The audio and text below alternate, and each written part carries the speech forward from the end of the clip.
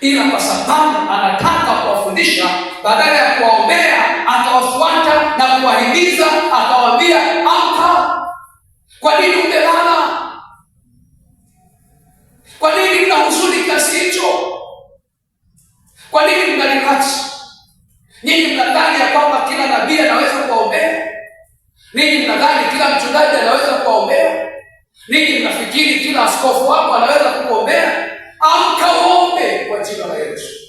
Mwite Bwana Mungu wako kwa ajili ya hali ya nyumba yako. Amka usiku wa manane, omba kwa ajili ya hali ya afya yako. Omba kwa ajili ya ndoa yako.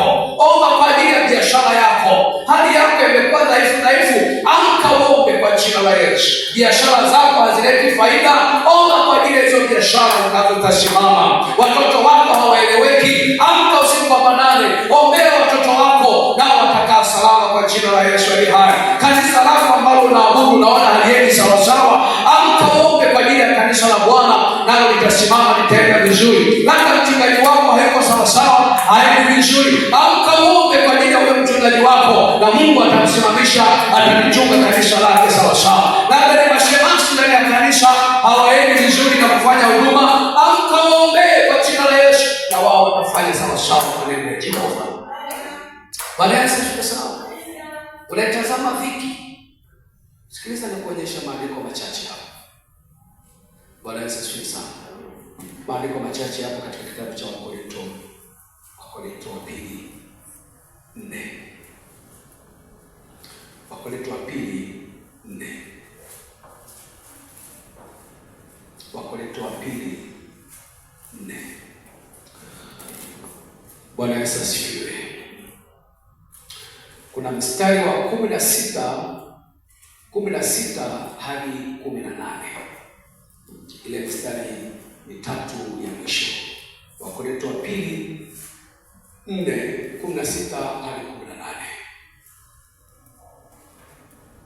Kwa hiyo hatulegei, bali ijapokuwa utu wetu wa nje unachakaa, lakini utu wetu wa ndani unafanywa upya siku kwa siku. Maana dhiki yetu nyepesi iliyo ya muda wa kitambo tu yatufanyia utukufu wa milele uzidio kuwa mwingi sana.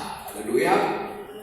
Tusiangalie vitu vinavyoonekana, bali visivyoonekana, kwa maana vinavyoonekana ni vya muda tu, bali visivyoonekana ni vya milele. Bwana Yesu asifiwe sana. Dhiki yetu ni nyepesi, yatufanyia nini? Utukufu. Dhiki inayokupeleka mbele za Bwana na dhiki inayokupeleka kwa shetani, vitu viwili tofauti. Haleluya. Paulo ana uzoefu na dhiki. Paulo anajua mateso ni kitu gani. Paulo anajua maumivu ni kitu gani.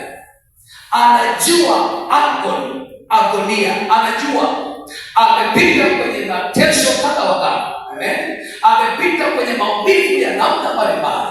Kuna siku aliwahi kuorodhesha, nafahamu katika Biblia, aliwahi kuorodhesha dhiki kadha wa kadha, ikiwa ni pamoja na kuchapwa viboko 39.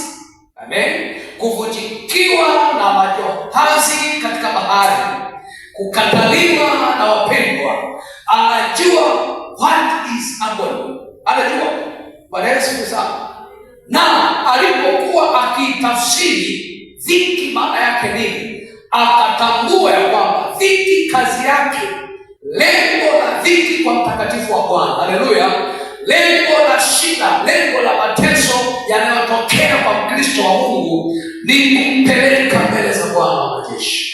Dhiki lengo lake ni kumpeleka mtu kwenye maombi. Dhiki kazi yake ni kumpeleka mtu kwenye sala. Dhiki kazi yake na lengo lake ni kumsogeza mtu karibu kwenye madhabahu ya Mungu wetu aliye hai, ili apate kuonana na Mungu wake. Bwana Yesu asifiwe sana. Na ameitafsiri pia kwamba dhiki ni kitu cha muda mfupi sana, ni dhiki ya siku chache tu, siku chache tu. Bwana Yesu asifiwe sana. Na mimi nikaitafsiri ile dhiki ya Yesu alipokuwa anasema dhiki. Paulo anasema kwa dhiki ni nyepesi na ya muda kitambo tu kidogo. Nikarudi kwenye Injili ya Mathayo sura ya 16. Aliwaambia wanafunzi wake, nitateswa. Bwana Yesu asifiwe. Nitateswa, nitaumizwa, nitatundikwa msalabani, lakini hayo yote yatadumu kwa muda wa siku ngapi? Siku 3 pekee. Haleluya! Hii ndiyo maana ya dhiki nyepesi iliyo ya kitambo kidogo. Ilikuwa ni siku 3 peke yake. Haya, sasa unajua, ukikosa tafsiri, usipoelewa mpango wa Bwana, usipoelewa nguvu za Mungu zinazofanya kazi ndani yako, usipoelewa mpango wa Bwana au mawazo yake anayoyawazia juu ya maisha yako, ile njaa ya siku moja unaweza ukafikiri itadumu kwa miaka 10.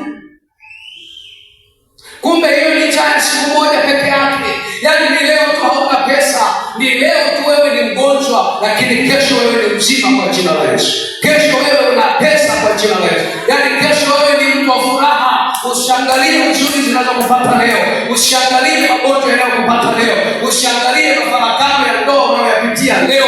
Tazama kipindi kidogo, ni kipindi kifupi sana ambacho hiyo dhiki itapitia. Bwana Yesu asifiwe sana. Bwana Yesu asifiwe. Na kwa sababu mtu mmoja aliandika akasema, usifurahi ile adui yako juu ya mateso yako, niangukapo nitafanyaje? Nitasimama tena. Haleluya. Huyu anasema akiwa ana uhakika, anamjua Mungu vizuri, ya kwamba Mungu kawaida yake ni kukaa kwenye mateso kwa muda kidogo sana. Watazame akina Ayubu walikaa muda mgani kwenye hayo mateso, na unajua mwisho wake Ayubu ulikuwaje? Utukufu hadi utukufu. Haleluya. Utukufu uliozidi sana, heshima iliyozidi sana. Kuna mtu mmoja analia hapa kwa sababu ya njaa ya muda mfupi. Kuna mtu mmoja hapa analia kwa sababu eti ametukanwa au ameambiwa maneno mabaya. Kuna mtu mmoja hapa amekata tamaa, ameacha hata kuomba kwa sababu amekosa pesa leo. Sikiliza, hiyo hali ya muda mfupi sana. Usilie ukaacha maombi, usilie ukaacha kusogea mbele za Bwana, usilie ukaacha kusimama kwenye nafasi yako mbele za Bwana. Ihesabu hiyo dhiki ni ya muda mfupi sana. Hesabu kwamba hayo mateso lengo lake ni kupeleka kwa Bwana, lengo lake ni kukuongezea utukufu hadi utukufu mwingine, lengo lake ni kukupeleka kwenye madhabahu ya Bwana. Jumapili iliyopita kama hivi, kama mnakumbuka, nilihubiri habari za mwanamke aliyefumaniwa. Bwana Yesu asifiwe sana. Nini kilichompeleka mwanamke yule kwa Yesu? Ni kitu gani kilichompeleka mwanamke yule kwa Yesu? Kitu gani? Kati ya uzinzi wake au mawe ya Mafarisayo? Bwana Yesu asifiwe. Dhiki yake ya uzinzi ukijumulisha na yale mawe yaliyokuwa kwenye mikono ya Mafarisayo na waandishi, vilimpeleka kwa Yesu. Bwana Yesu asifiwe sana. Katika hali hii ya kukata tamaa kwamba sasa ninakufa, maana hata jana tu wamemuua mwanamke mmoja kama mimi. Mwezi uliopita kuna mtu mmoja amekufa aliyekuwa kama mimi. Mwaka umepita, sasa hivi ninaweza kuhesabu, kumbukumbu zangu zinaonyesha watu 10 wamekufa kwa kupigwa kwa mawe kama wenye tatizo kama la kwangu, na yeye huenda alikuwa tayari amejitayarisha kufa. Lakini ile dhiki yake, haleluya, neema ya Bwana ilikuwa juu ya mwanamke yule, akampeleka mpaka kwa Bwana. Walidhani wanaenda kumuua, kumbe wanaenda kuponya. Yesu Kristo leo akufanyie muujiza wa namna hiyo. Dhiki yako ni nyepesi sana, ugonjwa wako huo ni mwepesi sana, hali yako ya kukosa pesa hiyo ni nyepesi sana. Hebu jisemee, dhiki yako ni nyepesi sana. Sema, dhiki yako ni nyepesi sana. Usije ukaiwekea uzito. Kuna watu fulani wana tabia ya kuhamaki, akikutana na tatizo analikuza, analiwekea uzito. Jambo dogo analifanya kuwa ni jambo kubwa, jambo dogo anapigia ukoo wake wote, anawaambia watu wa familia na jamii yote, majirani watajua, kanisa litajua. Jamani, basi unakufa leo. Bwana Yesu asifiwe sana. Hebu tuliza boli, weka mpira wako chini, tuliza nafsi yako. Haleluya! Tuliza munkari yako, ondoa pressure. Hebu kaa litazame hilo jambo, lipime kwenye uzito wake. Amen. Hilo jambo la madeni uliyo nayo, hebu liweke kwenye mizani. Angalia namna ambavyo Bwana anaweza kushughulika nalo. Hilo gonjwa ambalo labda limelipata na linakusumbua, uone namna gani utapona. Hebu tuliza moyo, hebu kaa na kumtafakari Bwana, uone jinsi ambavyo anaweza kushughulika na hilo tatizo. Na ndivyo Mungu alivyomwambia Musa wakati wamekaribia kwenye ile bahari, tatizo linaongezeka huku nyuma. Haleluya! Watu wanapiga kelele, wanalia, wanapaza sauti zao. Kwa nini umetuleta hapa tufe jangwani? Kwa nini tushinde baki kule? Mungu anamwambia Musa, waambie Israeli washushe presha zao.